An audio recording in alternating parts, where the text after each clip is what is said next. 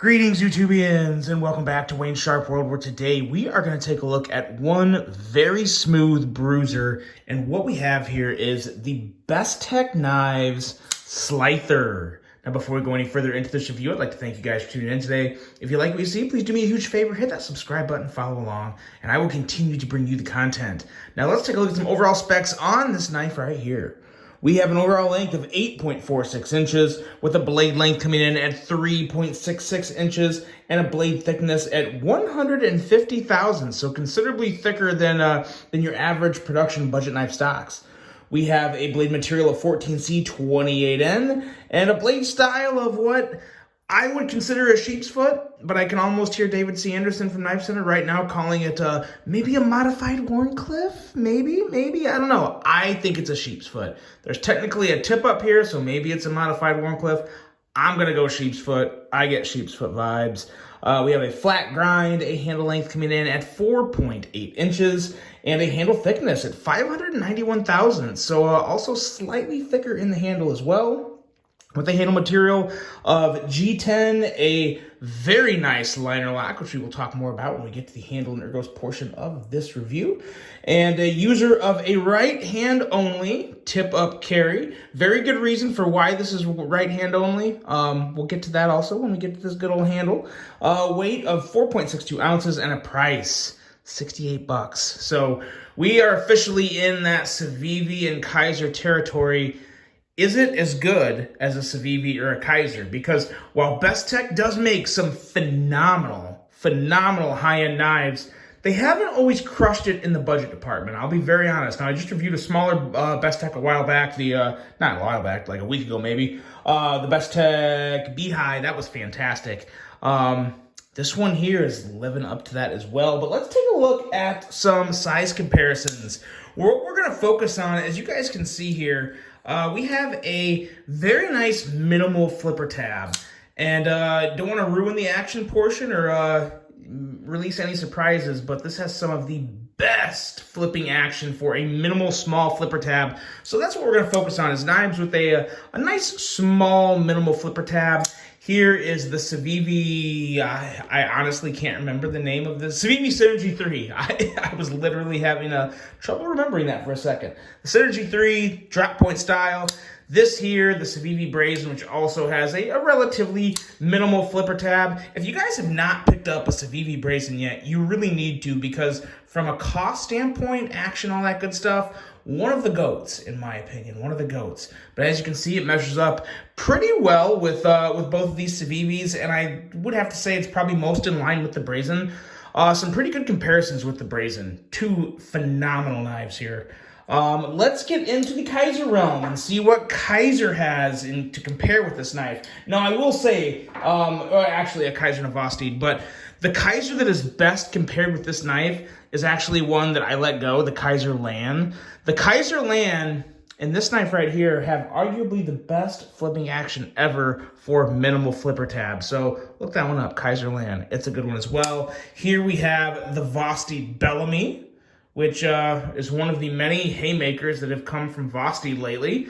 Seems to be a very popular seller. And then lastly, we got to get a Kaiser in there as well.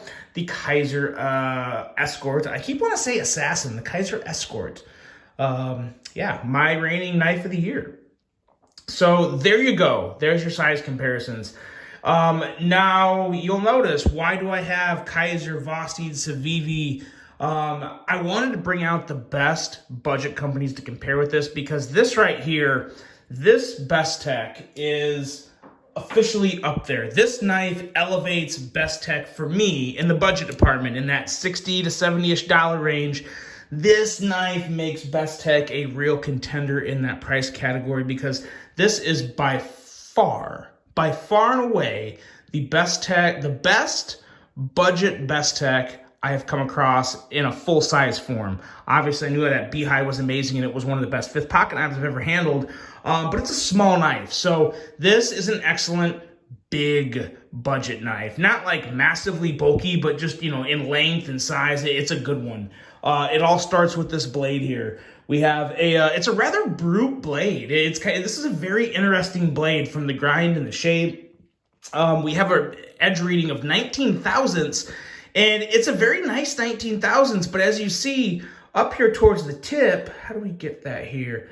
There we go. At the tip, it gets thick very quick. So what you have is a relatively slicey bottom, like 2/3 of the blade. From like here on down, 19 thousandths, it's a relatively slicey knife. But then up here towards the top, this top third of the blade, it's really more of kind of like a bruising end. I use this at work and I was just popping zip ties off a skid. We had a skid come in, there was some zip ties on it, and also some banding, and then there was zip ties on another product we had to where I had to take some of those zip ties off. And this area right here is really, it was putting in some very surprising work, and popping zip ties is not something I always do with one of my knives because I typically tend to carry thinner blades, but this one is not super thin. While it cuts excellently well and has its sliciness, the top up here can really take some good work, some good use. I was really impressed with the versatility of this blade.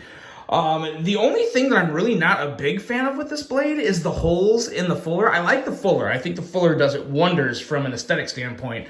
Doesn't really do anything else other than make it look good.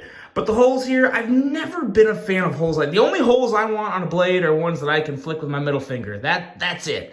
Holes this small just tend to catch dust, and it doesn't look bad, but it just doesn't look good enough for me to keep them. I would rather them be gone, but I still think the blade as a whole looks pretty darn good. Going into this handle here, this doesn't look like it's anything special, but what makes this handle really good is the handle alone makes this an excellent knife for someone who has bigger hands that wants a good sized knife, but not like a big, huge knife. I mean, this is a relatively big knife in length, but it doesn't have that cold steel feel, or it doesn't have that big, massive bulkiness. It's a little thicker, it's a little longer than your average knife, but it's gonna be really nice in bigger hands, and especially people that have those bigger hands, want a bigger knife, but don't want a tank. You know, they don't want a massive pocket filler. They want something a little more on the casual side. This is a really good option for that person, and for anyone who just wants a knife with some excellent action. But another thing that I really like about this handle, and also ties into the blade, is, do you notice something from a color standpoint here? What comes to mind for you? It was one of the first things I noticed was the blade, the hardware, the clip, the liner. It all matches. It all has this really, really nice kind of like cobalt gray or graphite gray color to it. And it works extremely well with the JG10. Of course, you can always RIT dye the G10 to whatever color you want, but I really, really like the vibes you get just as is. It's a very nice, neutral, but poppy look to it. It's so, so good. Huge fan of just the overall colorway, color setup for this model. This is really good. Now, there's a lot of other options. If you guys don't like JG10, there is a boatload of other options, different blade coatings, different, I believe there's some satin versions, multi-layered G10, single color G10, all sorts of stuff. So you got a lot of options here. Of course, it's all gonna be linked below. But yeah, really, really great, just overall vibes and looks on this guy. Really big fan of this. Pocket clip, you got perfection here on the pocket clip. It doesn't get any better. And that's the one thing that, you know, it is a bummer for lefties, because they have to, if they want to get this knife, they have to kind of carry it awkwardly. They got to carry it differently in their pocket. But I love this clip. Again, it works really well with the knife in general, but just the clip itself, it's nothing special, but it's nothing weird or skinny or scrawny or windy or, you know, bubbly. It's just good. Perfect deep carry recession, as well as the clip comes out past the handle, so it's ultra deep carry. This is about as good as it gets from a pocket clip, especially on this size of a knife. It's just proportionally and aesthetically, it is just absolutely on point for me. Love this pocket clip. Another thing that I absolutely love about this knife right here is this liner lock, and for a couple reasons. One, you can easily see the access is there. It's very easy. But they went the extra step again. And now this isn't quite as impressive as the Beehive. The Beehive was like next level ridiculousness for a knife of that price. But the liner lock here, they did that nice rounded bevel in here. And it really does feel, it feels high end. It makes the knife feel more expensive than it is. And when you want to talk about something that makes this knife feel very expensive and very high end, it's this action. And you guys saw the thumbnail, and I mean it. I have handled a few Shirogorovs now. Shirogorovs are excellent. They are consistent. They are buttery. They are drop shutty in the smoothest, most elegant way. And so is this. So is this one right here. When you break that lock, it falls, and it just is so good.